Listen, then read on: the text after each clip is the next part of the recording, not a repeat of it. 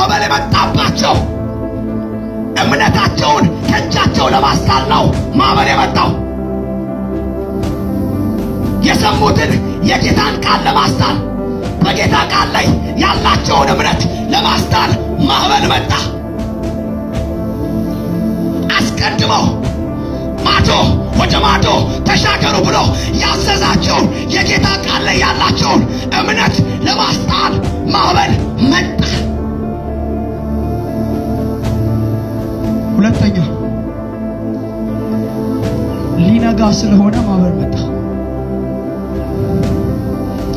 እስቲ ማዕበል የመጣው ብሎ ሊነጋ ስለሆነ ነው።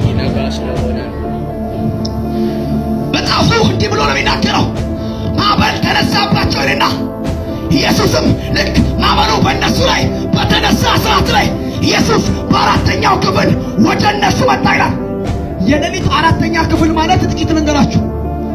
አንደኛ የሌሊቱ ክፍል ማለት ከምሽቱ 1 ሰዓት እስከ 3 ሰዓት፣ ሁለተኛው የሚባለው ከ3 እስከ 6 ነው። ሶስተኛው የሚባለው ከ6 እስከ 9 ነው። አራተኛው ማለት ከ9 ሰዓት ጀምሮ እስከ ንጋት ያለው ታይም ነው። አራተኛው ክፍል ማለት ሊነጋ ነው ማለት ነው። ልክ ማዕበሉ ወደ እነሱ ሲመጣ ጌታም ደግሞ በመጣባቸው ማዕበል እንዳይጠፉ ፈጥኖ የመጣው መቼ ነው? በአራተኛው ቤት ነው። በአራተኛው ለካ አንዳንድ ንፋሶች፣ አንዳንድ የሚያስደነግጡ የጠላት ውቃታዎች የሚነሱት ሊነጋጋ ሲል፣ እንዲሁ በመንደራችን የምንሰማው አንድ ቃል አለ። ሊነጋጋ ሲል እጅግ ይጨልማል ነው አይደል? ከባድ ነገር ይመጣል። ምን ሊሆን ስለሆነ? ሊነጋ ስለሆነ። እግዚአብሔር ምስክሬ፣ እኔ እኮ እያየሁ ነው።